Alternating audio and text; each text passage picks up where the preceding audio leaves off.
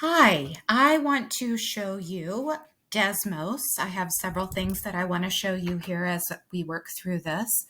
The first thing that I want to point out is that Yuki Terada in 2020 wrote an article called A Powerful Model for Understanding Good Tech Integration. And that model was the SAMR model. So Desmos does allow for substitution of just a regular calculator.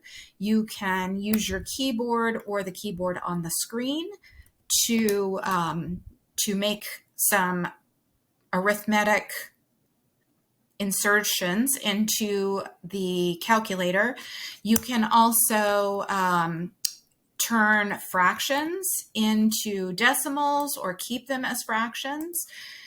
There are some shortcuts for repeating decimals being turned into fractions. As you put it in, you notice that the fraction bar goes away and comes back, and it will automatically make that conversion for you.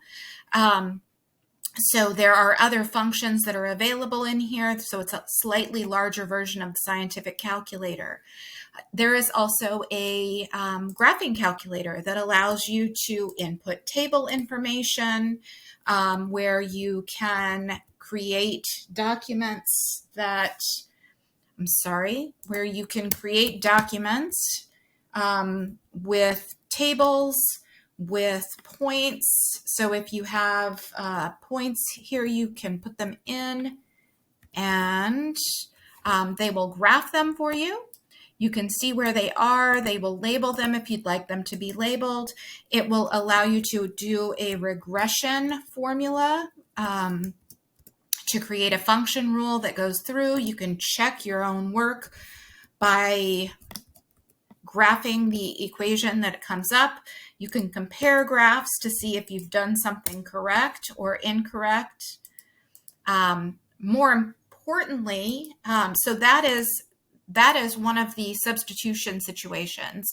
The augmentation is that it allows you to put in those tables and those regressions, and then you can also, it will also provide you with sliders.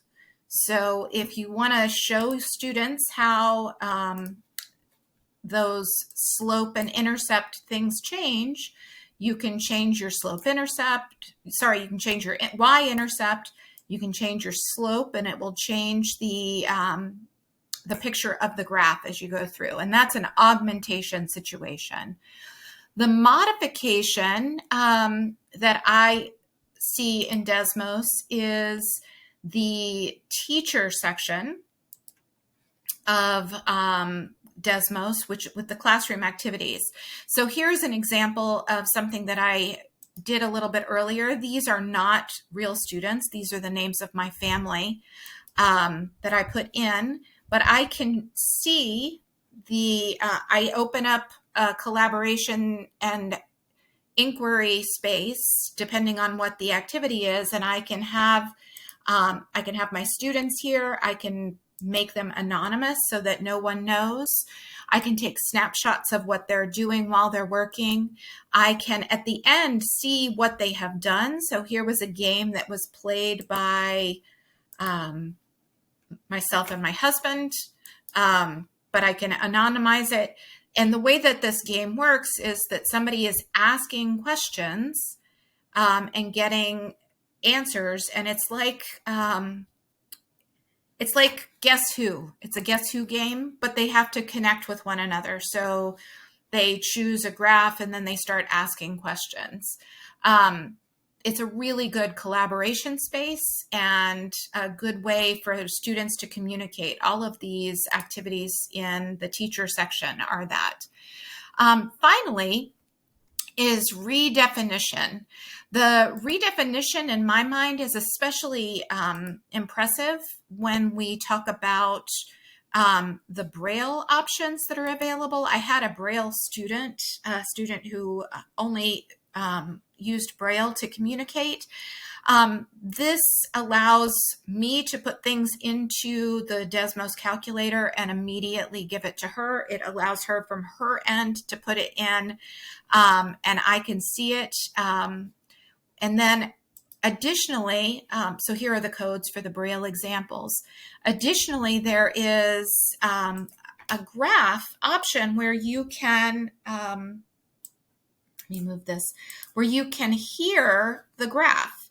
So if I am on graph 1, this is the red graph. It's a positive slope. It goes through the point 2. I can allow it to, I'm going to turn this up. I can allow it to make a noise and show me what that sounds like. I can have it describe a point. Maybe not. I can't get that to work right this second. Then if I want to look at this one, I can hear this graph. But that describe point is a screen reader. It'll just read for a student. So that's really nice. In the Educator's Guide to Student Data Privacy, Gallagher, Magid, and Pruitt were saying that we need to find sites that allow for federal and state laws regarding FERPA and COPPA.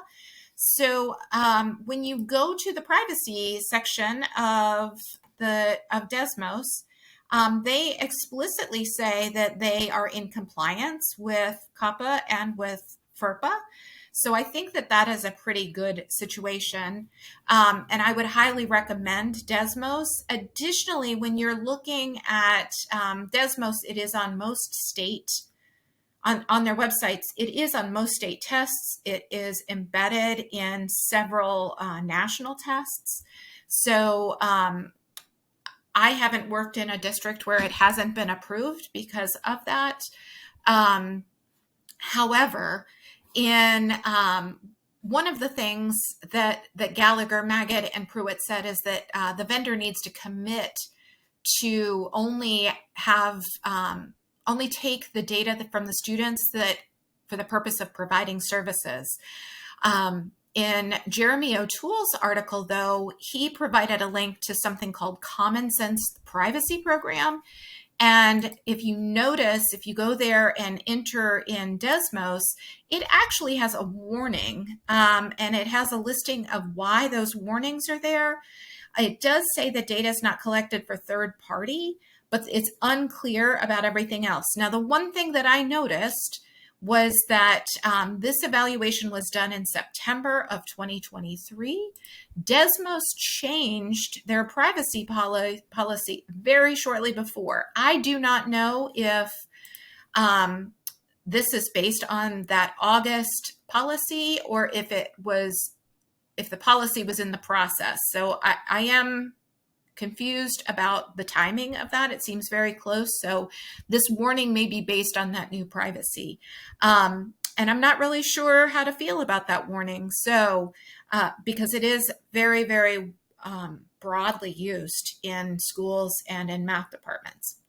That is what I have. I do really like Desmos. I do really appreciate how it allows my students to kind of play with math in a safe place. So that is Desmos. Thank you.